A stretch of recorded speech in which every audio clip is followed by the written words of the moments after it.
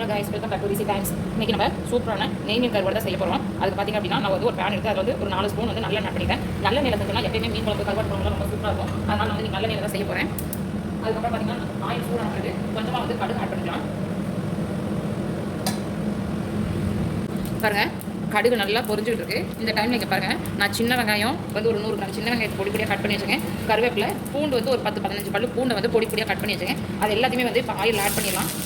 கருவாட்டு குழம்புக்கெல்லாம் வந்து கண்டிப்பாக வந்து நம்ம கருவேப்பிலை சேர்த்தோம் அப்படின்னா டேஸ்ட் நம்மளுக்கு இன்னும் சூப்பராக இருக்கும். இதை மூணையும் இப்போ ஆட் பண்ணிவிட்டு நல்லா வதக்கி விடலாம். நல்ல கலர் மாறணும், பொன்னிறமாக மாறணும் வெங்காயம். அதை நல்லா வதக்கி விடலாம். நான் வந்து இப்போது வெங்காயத்தை வந்து வதக்கும் போது எப்பயுமே வந்து எந்த குழம்புனாலும் நான் வந்து உப்பு ஆட் பண்ணிடுவேன். ஏன்னா வெங்காயம் நல்லா வதக்கணுன்றதுக்காக.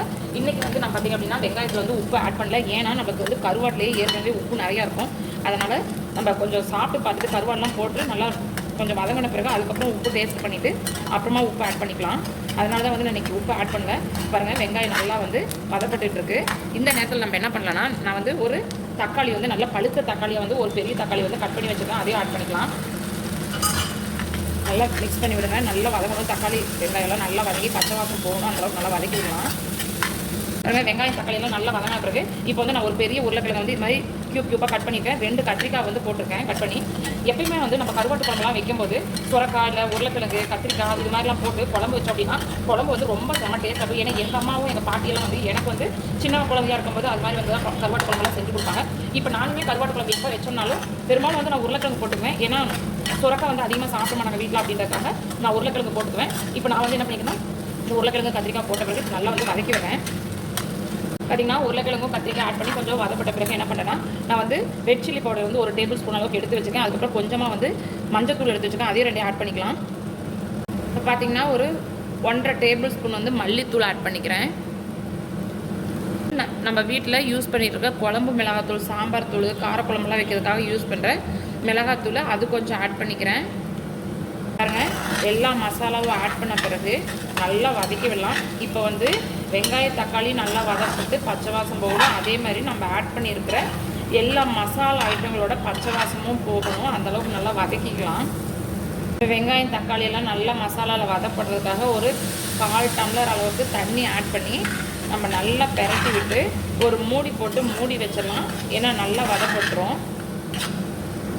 பாருங்கள், நம்ம ஸ்டார்டிங்லேயே வந்து புளி தண்ணி ஆட் பண்ணுறதுக்கு முன்னாடி கருவாடியும் வந்து நம்ம இதில் ஆட் பண்ணிடலாம். ஏன்னா வந்து அப்போ தான் வந்து இந்த மசாலா ஃப்ளேவர் எல்லாமே வந்து கருவாட்டிலையும் இறங்கி நம்மளுக்கு காரசாரமாக இருக்கும். அதே மாதிரி கருவாடோட டேஸ்ட்டும் வந்து நம்மளுக்கு அப்போ தான் வந்து குழம்புல இறங்கும். அதனால் ஸ்டார்டிங்லேயே நம்ம என்ன பண்ணலாம் அப்படின்னா, இந்த மசாலாலாம் பச்சை வாசம் போகிறதுக்கு வதக்கி விடுறோம் பார்த்திங்களா, அந்த டைம்லேயே நம்ம என்ன பண்ணலாம்னா கருவாடை வந்து ஆட் பண்ணிடலாம். இப்போ பார்த்திங்கன்னா இது அப்படியே வந்து லோ ஃப்ளேமில் இருக்கட்டும். லோ ஃப்ளேம்லேயே வந்து ஒரு 5 மினிட்ஸ் வந்து நல்லா வேகட்டும். நம்ம ஒரு மூடி போட்டு மூடி வச்சிடலாம். அப்படியே கொஞ்சம் நேரம் இருக்கட்டும். இப்போங்க கருவாடை ஆட் பண்ண பிறகு நம்ம என்ன பண்ணலாம்னா அடுப்பை லோ ஃப்ளேமில் வச்சு ஒரு 5 மினிட்ஸ் வந்து இது மாதிரி ஒரு மூடி போட்டு மூடி வச்சிடலாம். கருவாடு எல்லாமே நல்லா வேகட்டும். பாருங்க, ஒரு 5 மினிட்ஸ்க்கு அப்புறம் பார்த்திங்கன்னா வெங்காய தக்காளி எல்லாம் நல்லா வதங்கிடுச்சு. இப்போ என்ன பண்ணலாம்னா நம்ம ஒரு நெல்லிக்காய் சைஸ் அளவுக்கு புளி எடுத்து அதை கரைச்சி வச்சுருக்கோம். அந்த தண்ணி ஆட் பண்ணிக்கலாம். தண்ணி ஆட் பண்ணதுக்கப்புறம் நல்லா மிக்ஸ் பண்ணிடலாம். இப்போ எனக்கு வந்து ஏற்கனவே கருவாட்டில் இருக்கிற உப்பே வந்து கரெக்டாக இருக்க குழந்தை. உங்களுக்கு யாருக்காவது இன்னும் உப்பு கூட சாப்பிடுவீங்க அப்படின்னா நீங்கள் வந்து டேஸ்ட் பார்த்து அதுக்கு தகுந்த மாதிரி நீங்கள் என்ன பண்ணுங்க அப்படின்னா உங்களுக்கு வந்து உப்பு வேணும்னா நீங்கள் ஆட் பண்ணிக்கோங்க, இல்லைன்னா ஸ்கிப் பண்ணிவிடுங்க. இப்போ எனக்கு கரெக்டாக இருக்குது, அதனால் அப்படியே விட்டுட்டு நான் அவ்வளோதான். இப்போ தண்ணி புளி தண்ணி ஆட் பண்ணியாச்சு. இது அப்படியே வந்து ஒரு 10 நிமிஷம் கொதிக்கிட்டு நம்மளுக்கு சூப்பரான கருவாட்டு குழம்பு ரெடி ஆகிடும். இப்போ பாருங்கள், 10 நிமிஷத்துக்கு அப்புறம் நம்மளுக்கு கருவாட்டு குழம்பு நல்லா கெட்டியாகிடுச்சு. நம்ம போட்ட உருளைக்கிழங்கு எல்லாமே நல்லா வெந்துடுச்சு. இப்போ என்ன பண்ணலாம்னா மேலே வந்து கொஞ்சமாக கருவேப்பிலையை தூவி விடலாம். கருவேப்பிலை ஆட் பண்ணுற அளவுக்கு நம்மளுக்கு மீன் குழம்பு கருவாட்டு குழம்புலாம் செம்ம டேஸ்ட்டாக இருக்குங்க. இவ்வளோ தாங்க. இப்போ வாங்க சுட சுட சாப்பாட்டில் வந்து இந்த கருவாட்டு குழம்பு சாப்பிட்டு டேஸ்ட் எப்படி இருக்குன்னு பார்த்துடலாம். இப்போ பாருங்கள், நம்ம போட்ட சாப்பாட்டையும் நம்ம செஞ்ச குழம்பையும் நல்லா பெரட்டி எடுத்து அப்படியே ஒரு வாய் சாப்பிட்டோம்னா டேஸ்ட்டு வேறு லெவலாக இருக்குங்க. நீங்களும் மாதிரி ட்ரை பண்ணி பார்த்துட்டு கமெண்ட் பண்ணுங்கள், ஷேர் பண்ணுங்கள், சப்ஸ்கிரைப் பண்ணுங்கள். பாய்.